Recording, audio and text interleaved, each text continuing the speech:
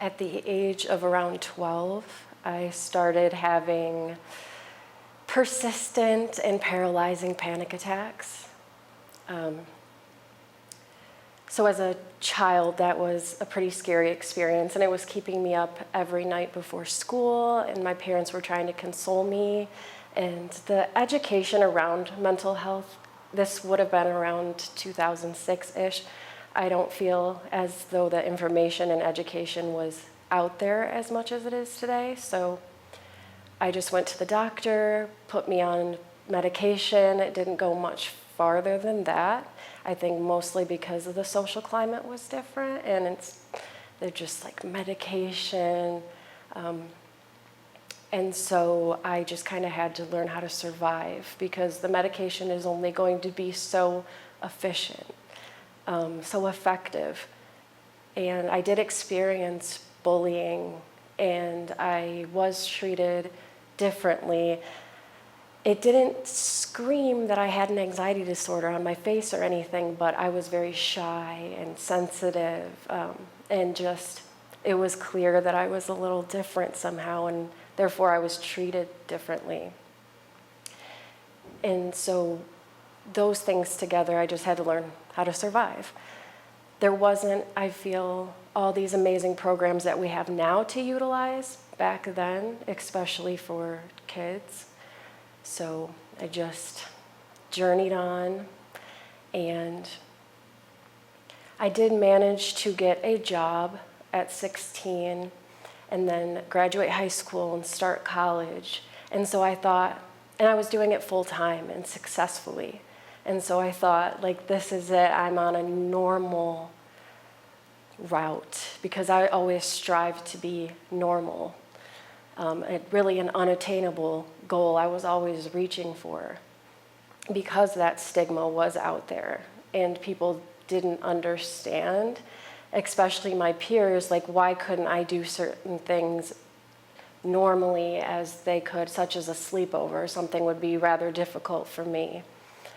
So I was succeeding at work and school, kind of masking, doing what I had to do.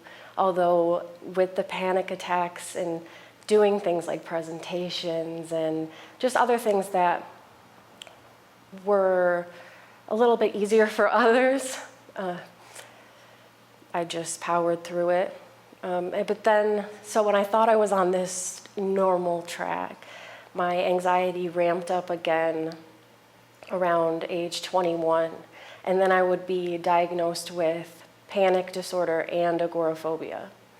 And if you're not familiar with that term, I believe it's multifaceted, but for me and a lot of people, it means being afraid to leave the home, because we never really know when an attack is going to happen.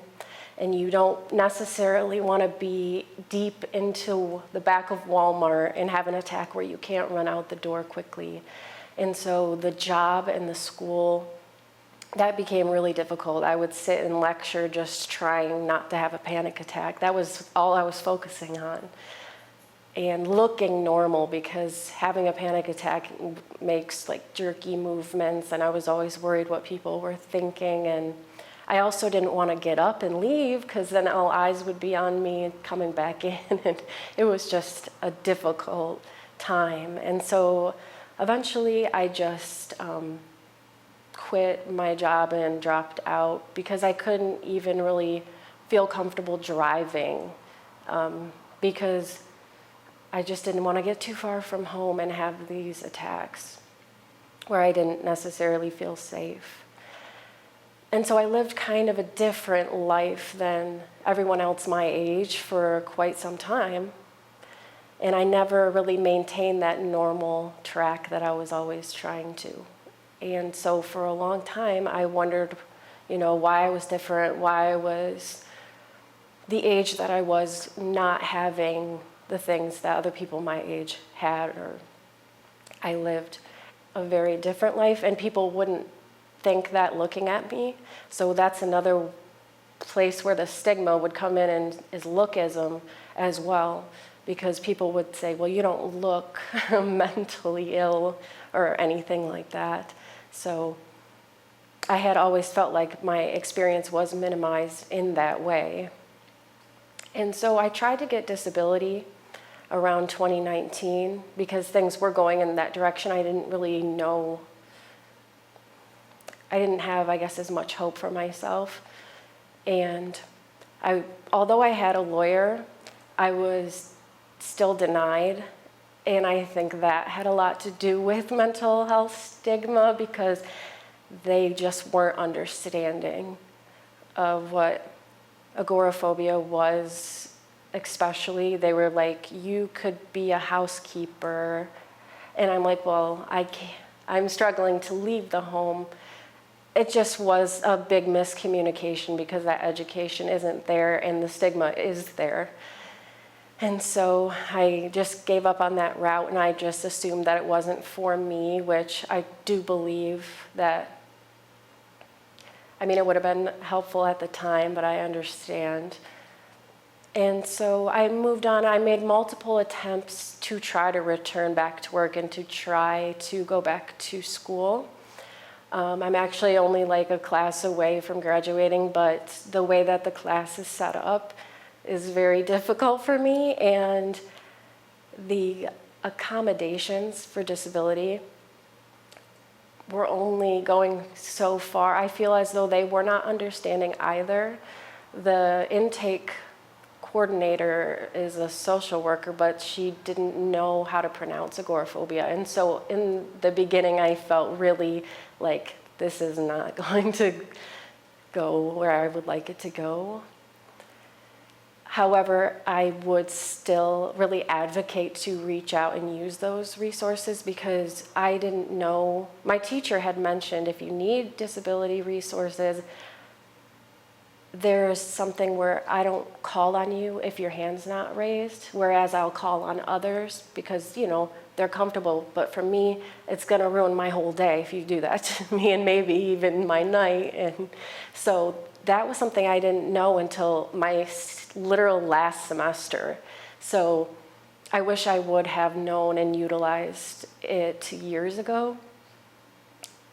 And there too, please always advocate for yourself if you don't think it's enough. That is something that I learned. And so I never finished school and I haven't been working, and people look at me and they wonder, you know, what I'm doing as an able-bodied individual and everything, but they don't see the foundation that I'm building to get to where the external will match the internal. Because even as recent as a few years ago, I had what I considered my first mental health crisis. The panic attacks came back with the biggest vengeance that I had experienced thus far, and they were lasting all day. From the moment I would wake up, and there wasn't anything that I could do, like grounding exercises and everything. And there's only so much medication that I personally wanted to take. So I was really suffering every day, and I did not know what to do because of the stigma of inpatient services and the things that I had heard. I was afraid to do that. But I found an amazing program where I could be there from 9 to 3, and it had the same setup as an inpatient, where you'd be getting that one-on-one with a psychiatrist, doctor, nurse. They would call you out of group therapy. It was very group therapy based, but then you'd have the individual sessions with all the providers. And then that was a very scary experience for me because usually I could get the panic attacks to subside, but they just weren't. And I felt like I wanted to crawl out of my skin. I really didn't know what to do. And my support system really didn't know what to do either because it was a really scary thing to witness. And you just want to be able to help someone through something like that, but what do you do? So I knew I needed to get help and take that more seriously. I had always been really afraid of my own success, and I was really weirdly resistant to positive change.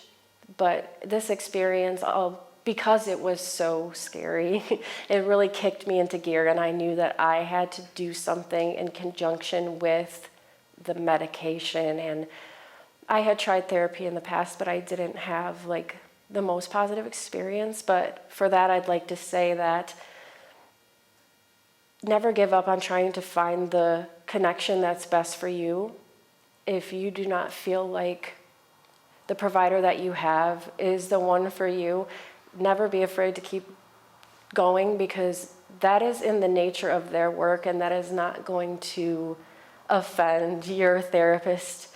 And you will find that connection. I found the most amazing therapist, and that day program is combined with my own efforts in just really delving into a very intensive healing and spiritual journey has really changed me so much.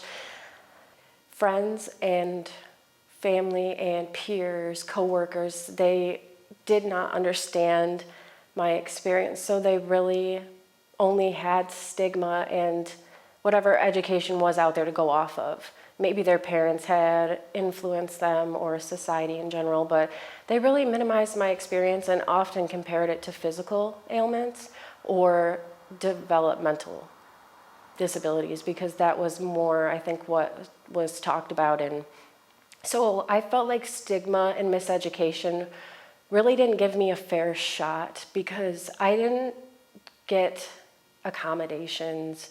I didn't get the grace.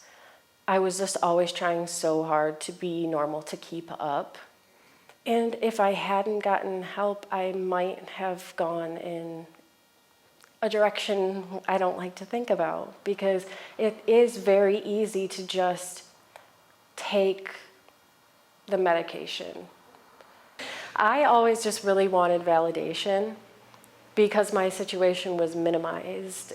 I had been compared to, it was like someone had mentioned, if a person in a wheelchair can win a foot race, like, why are you struggling? Like, comparing that, because that's really what it all was talked about, was either developmental disabilities or physical disabilities.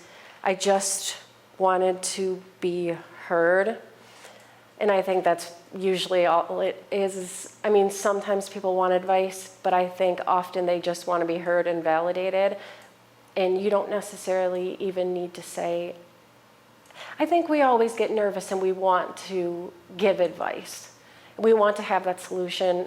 Out of the kindness of our hearts, often, we just really want to help people.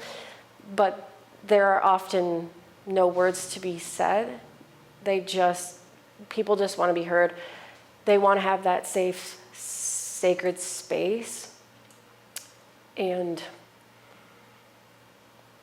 sometimes you need to give yourself the grace to sit with it. Sit with where you are. If you're in the depths of depression, often what we've always been told is push, push, push, fight, fight, fight. But that's not often the answer in that situation, because you can set yourself up for failure in that way. You really need to give yourself the grace and understanding and kindness to just be like, this is where I'm at right now.